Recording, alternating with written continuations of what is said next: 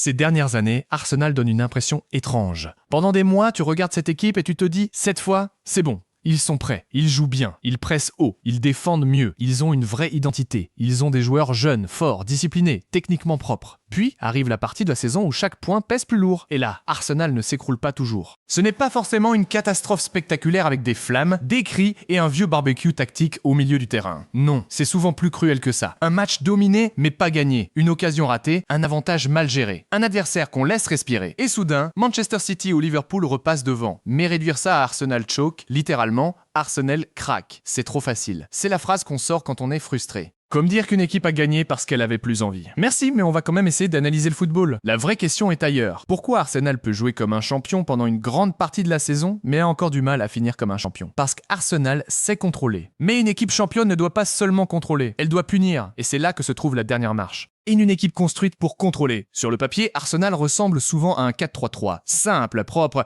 rassurant, le genre de système que tout le monde croit comprendre parce qu'il y a 3 lignes bien rangées, si seulement le football était si simple que ça. Mais en réalité, l'équipe d'Arteta change constamment selon les phases. En construction, Arsenal peut passer en 3-2-5 ou en 2-3-5.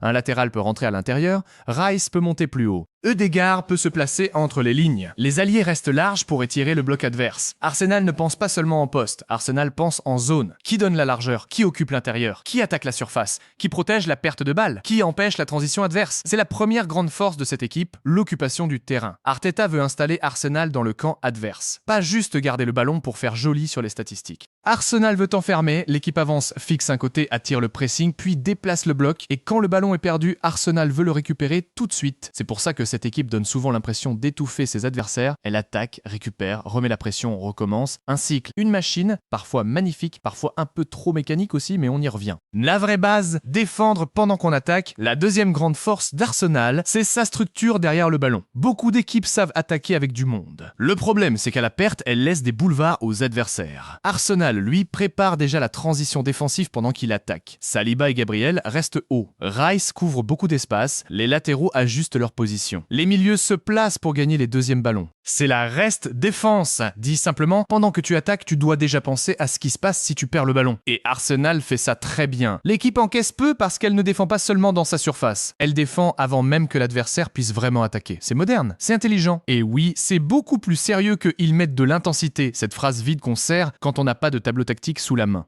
Et un pressing organisé, pas une course de chien lâché. La troisième force, c'est le pressing. Arsenal ne presse pas juste pour presser. Le pressing d'Arsenal est coordonné. Quand l'adversaire joue vers un côté, Arsenal ferme les options. Quand le défenseur reçoit dos au jeu, un joueur sort. Quand le ballon va vers le latéral, l'allié déclenche la pression et le bloc suit. Le but est simple, pousser l'adversaire là où Arsenal veut récupérer. Et quand Arsenal récupère haut, le but est déjà proche. Un ballon gagné à 30 mètres du but, c'est presque une attaque offerte. Même ton petit cousin sur FIFA l'a compris entre 2 tacles glissés inutiles. Des profils très cohérents, Arsenal est fort parce que ses joueurs correspondent à l'idée du coach. Saka fixe attire 2 joueurs et crée des décalages. Même quand il ne marque pas, il déforme le bloc adverse. Ødegaard connecte. Il joue entre les lignes, combine, donne le tempo et trouve les petits espaces. Rice équilibre l'équipe, couvre, progresse balle au pied, attaque la surface et gagne les deuxièmes ballons. Saliba et Gabriel permettent à Arsenal de jouer haut parce qu'ils peuvent défendre de grands espaces. Tout est cohérent. Saka fixe. Ødegaard organise. Rice protège et projette. Saliba et Gabriel sécurisent. Les alliés étirent. Les milieux ferment les transitions. Arsenal n'est pas une addition de bons joueurs, c'est une équipe pensée comme un système, et c'est pour ça qu'elle est aussi difficile à désorganiser. L'arme cachée, les coups de pied arrêtés. Il faut aussi parler des coups de pied arrêtés, parce qu'Arsenal est devenu extrêmement dangereux sur corner et coups francs. C'est un vrai travail fait à ce niveau. Les courses sont travaillées, les blocs sont préparés, les zones sont ciblées, le gardien est mis sous pression. Les défenseurs adverses sont gênés. Dans une course au titre, c'est énorme, parce qu'une équipe championne ne peut pas dépendre uniquement du jeu ouvert. Quand l'adversaire défend bas, quand les espaces disparaissent, quand le match devient sale, il faut marquer autrement. Arsenal sait le faire, et ça, c'est une vraie force. Mais alors pourquoi ça bloque ? Si Arsenal a une vraie identité, une bonne défense, un pressing organisé, des profils cohérents et une arme forte sur coupe-pied arrêté, pourquoi cette équipe n'arrive-t-elle pas toujours à rester devant jusqu'au bout? Parce que le problème n'est pas seulement tactique. Il est dans les moments où tu dois marquer, les moments où tu dois gérer, les moments où tu dois gagner même quand tu joues moins bien. Et c'est là qu'Arsenal doit encore grandir. Un exemple très clair, Arsenal contre West Ham le 28 décembre 2023. Arsenal avait l'occasion de reprendre la première place de Premier League. Match à domicile, domination territoriale, beaucoup de possession, beaucoup de situations. Mais score final, Arsenal 0, West Ham 2. West Ham a puni Arsenal et l'a empêché de reprendre la tête du championnat.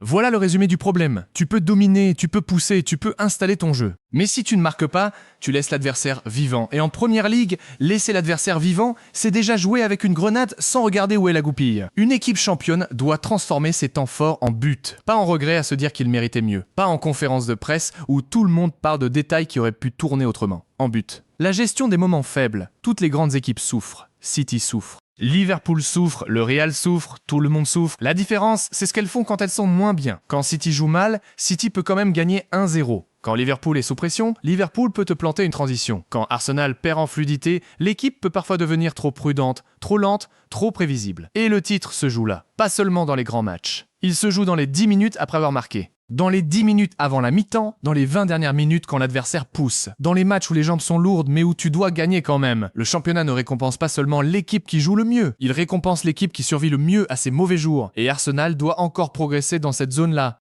Le match contre City, progrès mais aussi limite. Le nul 0-0 contre Manchester City à l'Etihad, le 31 mars 2024, montre parfaitement les deux phases d'Arsenal. D'un côté, c'est un signe de maturité. Arsenal a tenu City, a très bien défendu et a empêché Manchester City de marquer à domicile en Première Ligue, ce qui n'était plus arrivé à City à l'Etihad depuis octobre 2021. Mais de l'autre côté, ce match montre aussi le problème du sprint final. Arsenal a pris un bon point, mais Liverpool est passé en tête ce jour-là, et dans une course aussi serrée, un bon point peut quand même ressembler à une occasion manquée. Reuters a aussi noté que ce 0-0 avait profité à Liverpool dans la course au titre.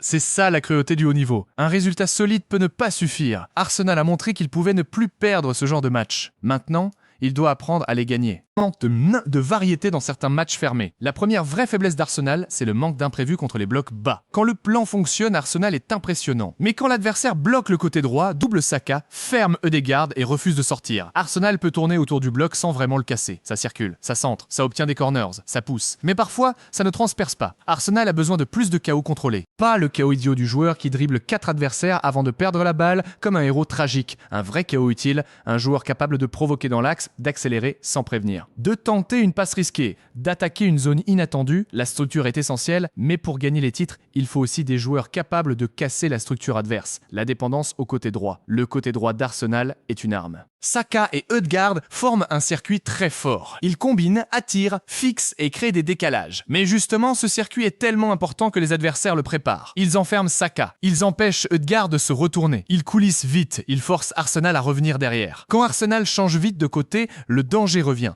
Mais quand la circulation est trop lente, l'adversaire se replace et le décalage disparaît. Le problème n'est pas que Saka et Ødegaard sont trop forts. Le problème, c'est qu'Arsenal doit avoir plus de solutions quand cette porte est fermée. Parce qu'en fin de saison, les adversaires te connaissent. Et quand tout le monde connaît ton meilleur chemin, il faut savoir en inventer un autre. La finition dans les grands moments, Arsenal crée souvent assez pour gagner. Mais dans une course au titre, assez ne suffit pas. Il faut être froid, marquer au bon moment. Tuer quand l'adversaire vacille, transformer la domination en score, parce que si tu rates trop, tu laisses une chance, et l'adversaire n'a pas besoin de beaucoup. Un corner, un contre, une erreur, un ballon mal dégagé, et tout ton contrôle part à la poubelle avec une élégance parfaitement déprimante. C'est pour ça qu'un vrai finisseur peut changer beaucoup de choses, pas seulement pour ajouter des buts, mais pour donner à l'équipe une certitude. Quand Arsenal domine, Arsenal marque. Et cette certitude change tout. Mal à pression du sprint final, quand tu joues le titre, chaque action change de poids. Une passe simple devient dangereuse, une occasion ratée devient un traumatisme collectif, un nul devient une catastrophe nationale, et les supporters commencent à calculer les scénarios avec plus de sérieux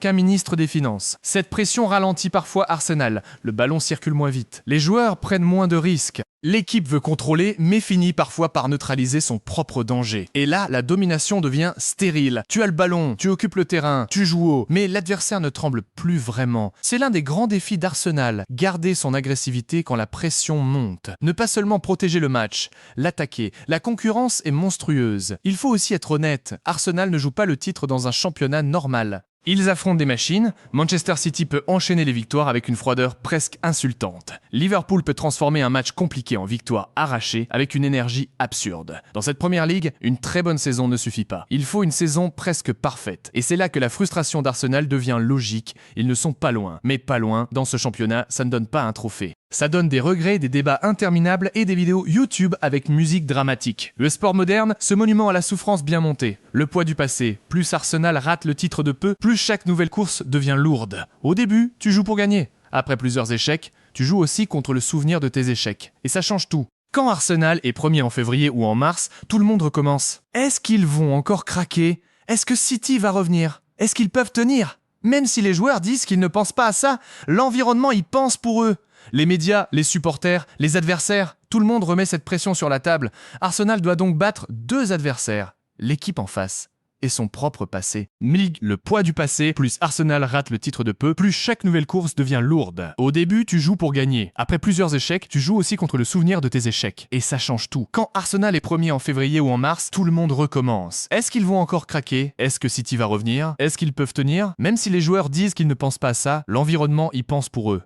Les médias, les supporters, les adversaires, tout le monde remet cette pression sur la table. Arsenal doit donc battre 2 adversaires, l'équipe en face et son propre passé. Conclusion, au fond, Arsenal n'est pas une équipe qui manque d'idées. C'est même l'inverse. Arteta a construit l'une des équipes les plus structurées d'Europe. Pressing coordonné, contrôle territorial, défense haute, occupation intelligente des espaces, coup de pied arrêté dangereux. Arsenal sait jouer. Arsenal sait étouffer, Arsenal sait contrôler. Mais pour devenir champion, il faut franchir une dernière étape. Finir. Pas seulement dominer, pas seulement pousser, pas seulement être premier en mars, pas seulement mériter, finir, être premier après la 38e journée. C'est là que se joue la différence entre une très bonne équipe et une équipe championne. Une bonne équipe contrôle les matchs, une grande équipe contrôle les saisons. Arsenal est proche, très proche.